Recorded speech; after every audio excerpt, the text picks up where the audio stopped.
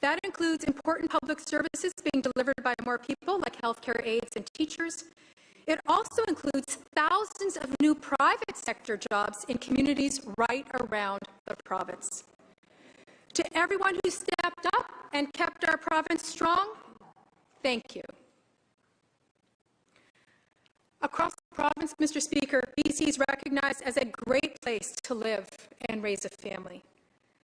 Last year, we saw the largest net migration of people from other provinces in almost 3 decades. BC is also recognized as a great place to work and to invest. For just one example, mining exploration in British Columbia exceeded $600 million in 2021. Mr. Speaker, this is the highest level in a decade. As part of Budget 2022, we are supporting the continued growth of the mining sector with $18 million over 3 years. This new funding, the minister is happy. This new funding will keep BC mining at the forefront of sustainability, create jobs, and advance reconciliation. Our province, Mr. Speaker, is also home to a thriving life sciences sector. Consider the fact that BC scientists and companies were involved with almost every COVID-19 vaccine that reached the final stages of development. And we are continuing to expand the sector with almost $200 million for Genome BC and the Michael Smith Health Research Foundation.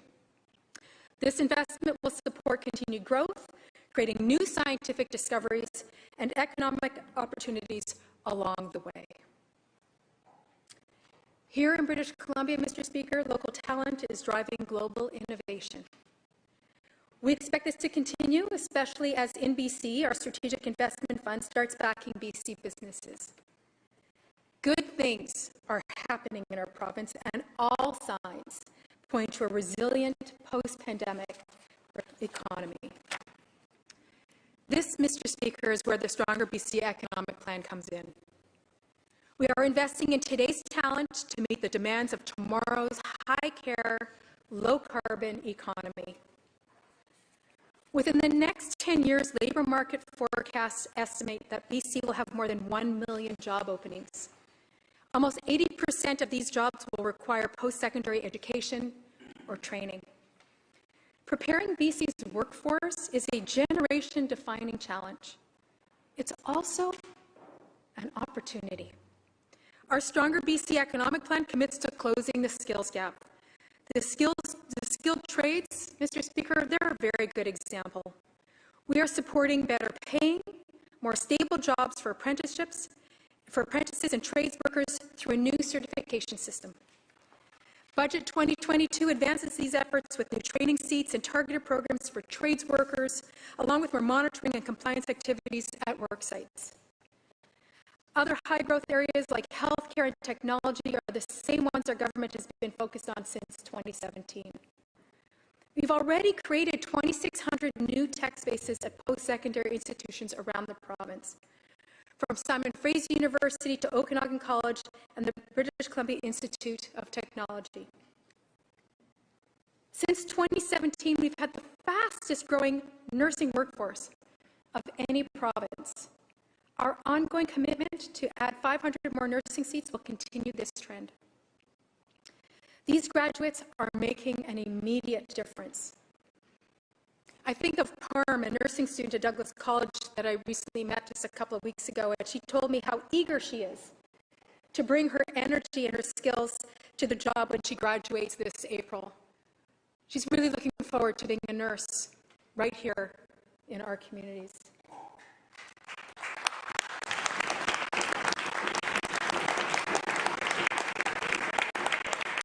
As we create new opportunities, Mr. Speaker, we are also breaking down barriers for underrepresented communities.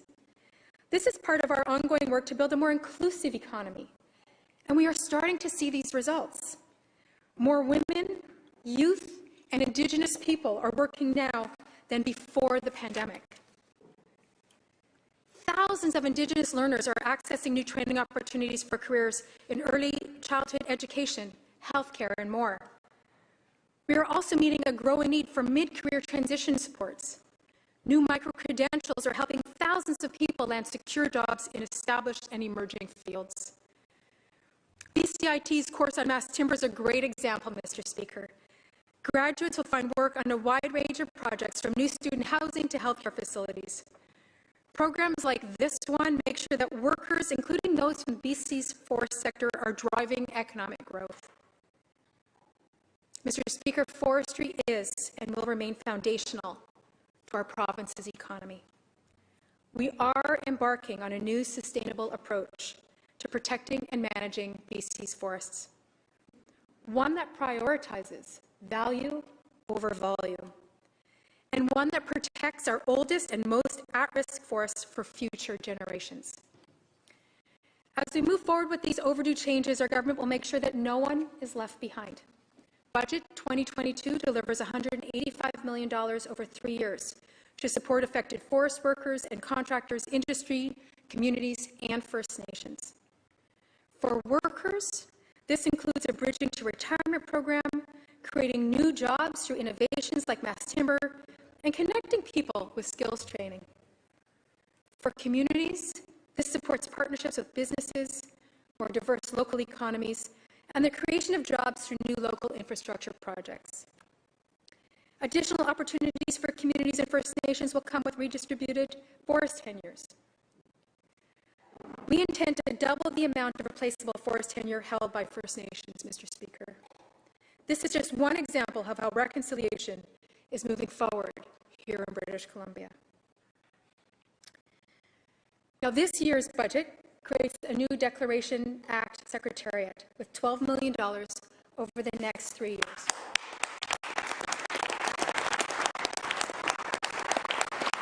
And its job, Mr. Speaker, is to ensure that legislation is consistent with the United Nations Declaration on the Rights of Indigenous People that everybody in this House supported. And it's developed in consultation and cooperation with Indigenous peoples. Additionally, Budget 2022 continues our government's Indigenous housing investments. We are and continue to be the only province building homes both on and off reserve for Indigenous people. New funding for the Aboriginal Head Start program will support more culturally based early learning opportunities. And I think of a preschool in the Gitwanga First Nation, where children are learning the Gitsan language. They're playing in clan houses, and they're taking part in healing circles. For Indigenous communities throughout the province, programs like this one are benefiting the next generation. Mr. Speaker, a strong economy creates meaningful opportunities for everyone, regardless of your age, your wage, or your postal code. In today's world, closing the digital divide helps level the playing field. That is why connectivity has been a major priority for our government since day one. Record funding is already bringing high-speed internet to 500 rural, remote, and Indigenous communities throughout British Columbia. It's transformational work. It's happening right around the province. Today, 2 ships are making their way down the coast. They're laying fiber optic cable from Prince Rupert to Haida Gwaii and southern Vancouver Island. It's difficult work. At the end of January, the crew laid the first 50 kilometers of cable just offshore from Lax Kw'alaams, Metlakatla, and Dodge Cove. At each of its stops, new opportunities will be unlocked for small coastal communities. And today, Mr. Speaker, today we are taking another major step forward. With Budget 2022, our government's total investments in connectivity will reach $500 million.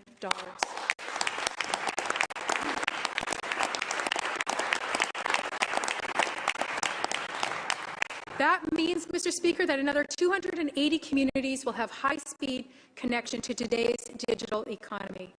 And by 2027, Mr. Speaker, almost 800 communities will benefit from the province's investments in connectivity. Just as we build new digital infrastructure, we are also building new schools, new hospitals, and childcare spaces. New transit, roads, and bridges will keep people moving, keep goods flowing, and keep our economy running. Work is underway on the Broadway Subway project, replacements for the Massey Tunnel and Petula Bridge, and improvements along Highway 14 on Vancouver Island. Today, we are taking our infrastructure plan to new heights, a record level $27.4 billion over the next 3 years. This includes funding to bring the Surrey-Langley SkyTrain all the way to Langley.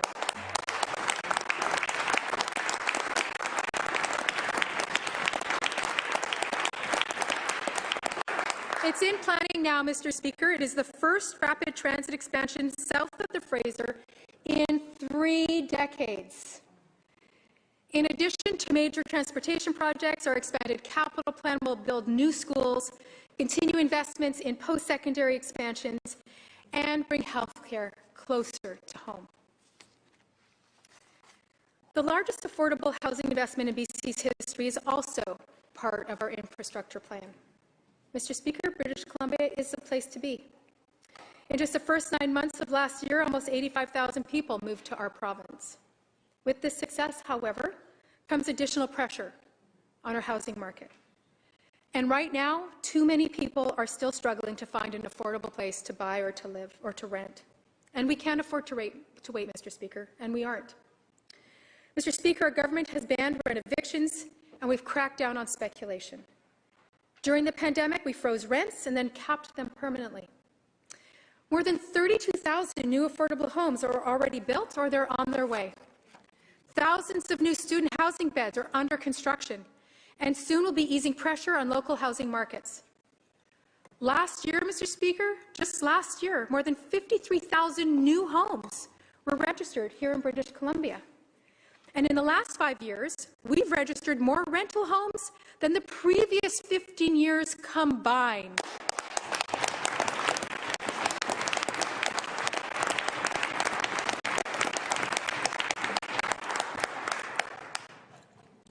But we all know, Mr. Speaker, whether from the CMHC rental numbers that were released last week, or the stories that we all hear from people around the province about the challenge of finding a home that they can afford, that there is still much work to be done.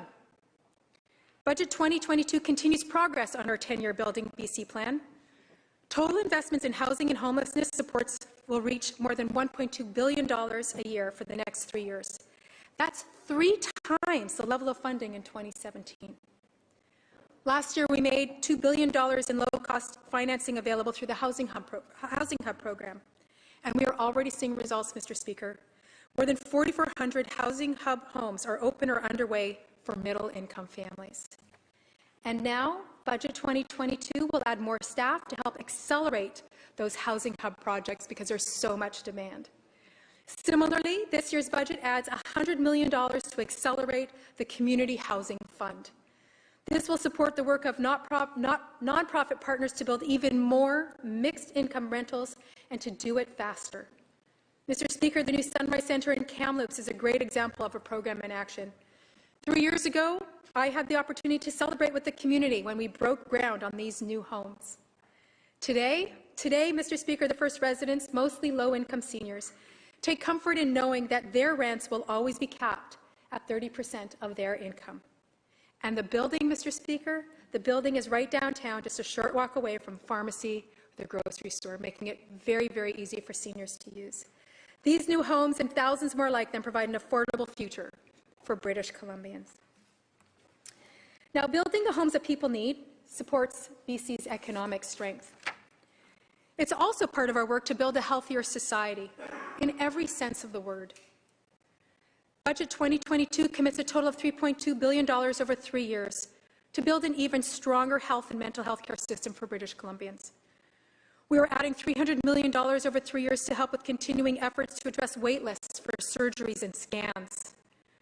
We're also committing $875 million in the next year to get more people immunized, more PPE purchased, and more people tested for COVID-19. And almost $150 million will increase the number of paramedics, call takers, and dispatchers to speed up emergency response times. Budget 2022 continues our government's work to deliver better care in communities throughout BC. The Cowichan, Dawson Creek, Richmond, Burnaby, and New Surrey hospital projects are all moving ahead, including a new state-of-the-art cancer centre in Surrey.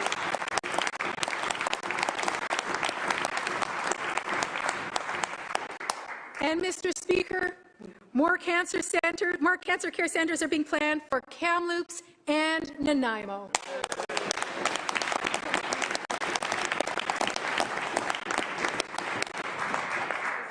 This year's budget will continue to invest in urgent and primary care centres. Our goal is to nearly double the number of centres by 2025.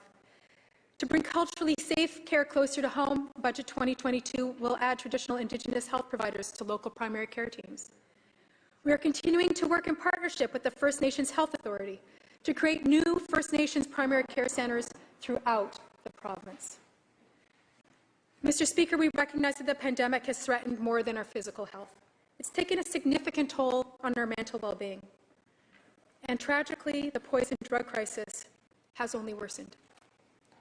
Our government is tackling this head-on with the largest investment in mental health and addiction services in BC's history. A new comprehensive system of treatment and care is being built. 5 years ago, Mr. Speaker, one simply did not exist. Despite heroic efforts from those working on and working in this new system, the poison drug supply continues to claim lives. And while it's hard to see past the tragedy, Mr. Speaker, there are stories that do inspire hope. Stories like Daniel's. After years of homelessness and living with addictions, he checked himself into a new treatment bed in Nanaimo. It definitely saved my life, Daniel says. He's now excited about the future and plans to take things one step at a time. And his first step, I have to say, was a meaningful one. For the first time in 4 years, Daniel spent Christmas with his family. It's for Daniel and so many others that frontline workers remain committed to this fight. So too is our government remained committed to this fight.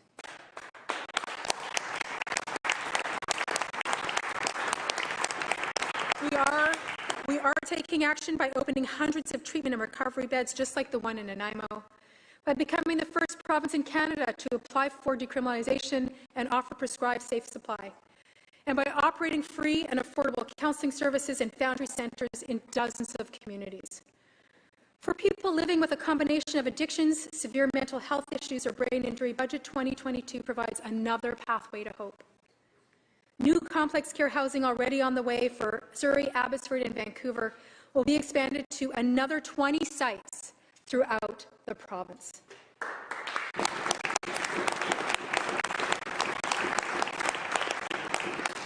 This first-of-its-kind approach will help stop the cycle of evictions, shelters, emergency rooms, and jails for hundreds of people with complex care needs. Mr. Speaker, it has often been said that while we are all in the same storm, we are not in the same boat. And the pandemic has only served to deepen pre-existing gaps in services and supports.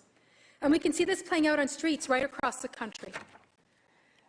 A new comprehensive approach is needed to shift from reactive to proactive solutions for homelessness. This year's budget delivers, Mr. Speaker, with $633 million to tackle homelessness over the next 3 years.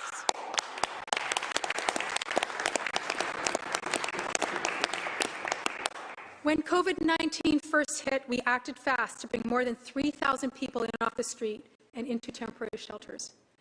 And now we are working to make this move permanent by finding hundreds of new homes with supports and connecting people with spaces in newly finished buildings.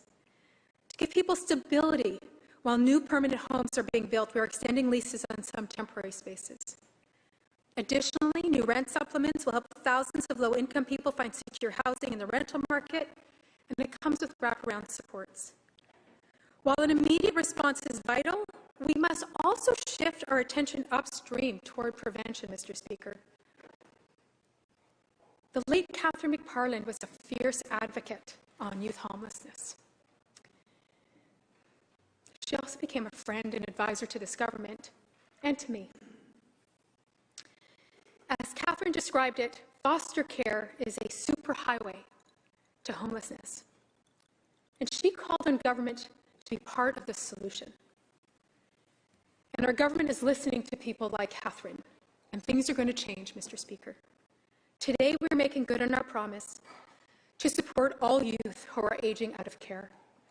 Budget 2022 provides more income supports, new earning exemptions, and a whole host of housing, health, and life skill supports that will continue for youth aging out of care until the age of 27.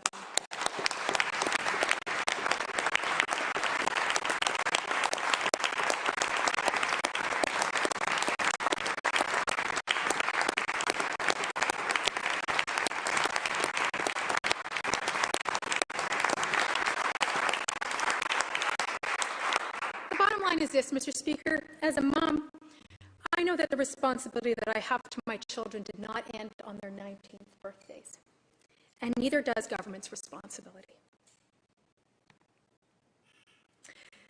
Mr. Speaker, government's responsibility to youth doesn't just apply to youth aging out of care. Giving every child the best possible start is key to strengthening the social fabric of our province. As K-12 enrollment continues to grow, we are continuing investments to match. Budget 2022 commits an additional $664 million over 3 years to respond to increased enrollment. Work also continues on state-of-the-art classrooms around the province. This past year, 20 new or improved schools opened in communities like Courtenay, Smithers, and Surrey, and more schools are under construction now. Many, Mr. Speaker, will include childcare spaces, which is good news for families. Parents know there will always be a space for their child in public school, and we are working hard to bring the same certainty to childcare. With this year's budget, we are embedding childcare within the Ministry of Education.